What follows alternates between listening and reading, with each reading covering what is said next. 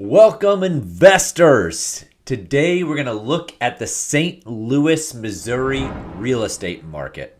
We're going to analyze the overall market first, and then we're going to get in and discuss an actively listed property in the St. Louis market and discuss cash flow. We're going to discuss return on equity, cash on cash returns that you can get when investing in St. Louis real estate. In essence, we're going to look at if we purchase a rental property, how much we'll make, and if it's a good investment for investors like you and me. If this is your first time to the channel, welcome. I'm Dave Hathaway. On this channel, we discuss real estate, we discuss investing, and we discuss building wealth. This is part of our Deal Day series where we look at a new property in a new market to see if it makes financial sense and if we can help you and me build generational wealth. So the address we're going to look at today is 3514 Grace Avenue, St. Louis, Missouri, 63116. And like I said, before we take a deep dive into that property, we're actually going to look at the overall market to see if it's market that's going up, if it's a market that's going down, and what's actually happening with the macro fundamentals of the market. So the economic drivers of St. Louis are number one, healthcare and biotechnology, number two, manufacturing, and number three, financial services. They have a few major companies that are Fortune 500 companies that are headquartered there in St. Louis, including Centene Corp, which is a healthcare company, Edward Jones, which is a financial service company, Emerson Electric, which I'd basically classify as a manufacturing company, and RGA, which is an insurance company, as well as Post Holdings. So they have a few Fortune 500 companies, which is always good for employment, driving salaries, and driving jobs in the market. For major sports teams, they got the St. Louis Cardinals, which is MLB, St. Louis Blues, NHL, St. Louis City SC, which is MLS. They have a bunch of major sports teams. They also have an international airport in St. Louis Lambert International Airport. And a few cool things about St. Louis. It has the Gateway Arch, which is actually the tallest man-made monument. It's 630 feet. It symbolizes the city's role as gateway to the west during westward expansion. When I actually visited St. Louis, I went up in this thing. It's pretty cool. If you have a chance to visit St. Louis, definitely take the trip to the Gateway Arch and go up to the top. It's pretty cool. It's also home to the world's first skyscraper, the Wainwright Building, which I thought was pretty interesting. Guys, girls, if you like this kind of content, we'd be honored if you'd hit the like button, subscribe to the channel. Continuing on, the overall market, it has a population growth of 275,000 people. It's down 1.58%. But if you're looking at the graph, this is like classic massive population decline. You see the graph goes way up, and then around 1950, it takes a dive downwards and has been going down ever since. That's relatively concerning to me. Job growth is actually up 2.16%, which is great. Unemployment is 3.9%, which is actually really good. It's under the national average. Median household income is $67,000 per year. That's okay.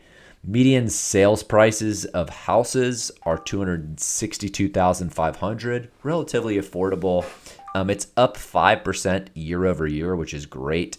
Days on market are actually up 11 days, which means the market is starting to cool off.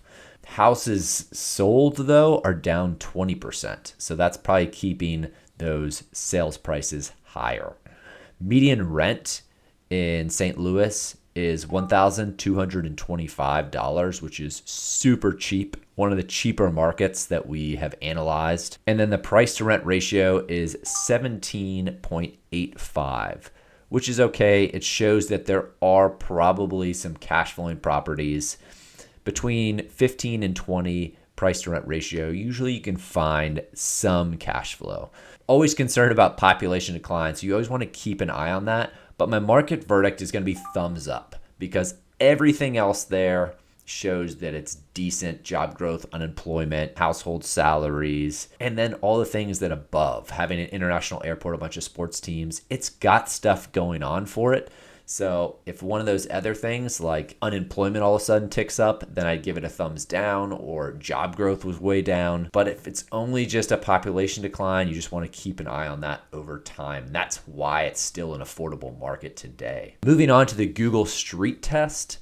Looking around the neighborhood, nothing sticks out. The streets are brick streets, so you can definitely tell this is an older city, but everything else looks fine. So I'm going to give it a pass for the Google Streets Test. And then we move on to the listing here. This property's listed for $140,000. It's a 3-bedroom, 3-bath, single-family property. It has 1,712 square feet, so decent. It was built in 1910, so pretty old. And then if I'm looking through the pictures of this listing, my rehab suggestions are going to be right off the bat in the front. I'm going to touch up that front white door, and I'm going to give it some pop to give this house some character. I might even go firehouse red to really give it some pop. I'd remove the statue in the front yard.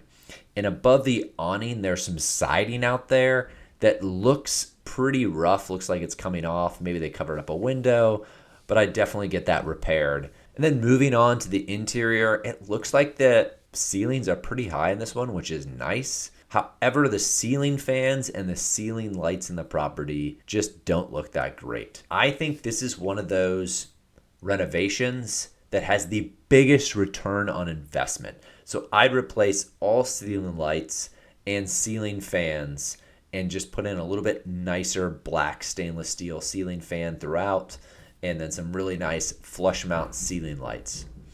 Now moving on, in the kitchen, I'd put on hardware on the kitchen cabinets. In the back, if the tile countertop is still in good condition, I just leave it. And then if it isn't, and it's kind of cracking, it looks kind of nasty, I'd replace it with the granite countertops.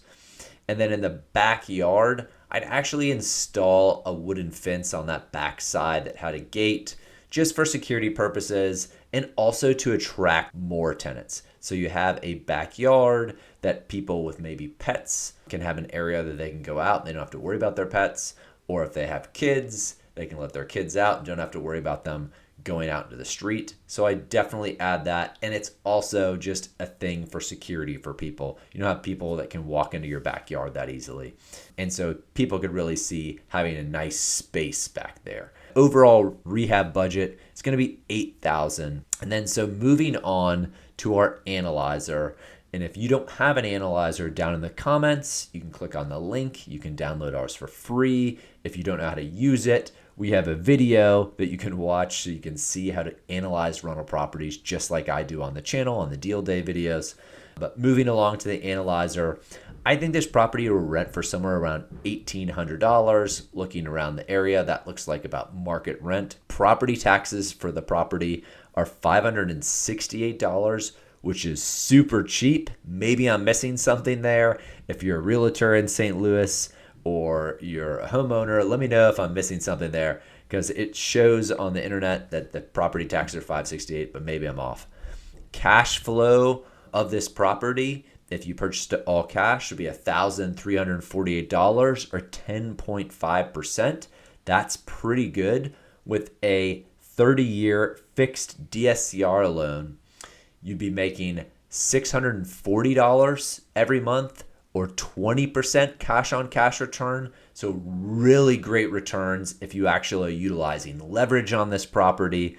I really like those numbers. When you have over a $500 cash flow, most repairs that you need to make can be covered.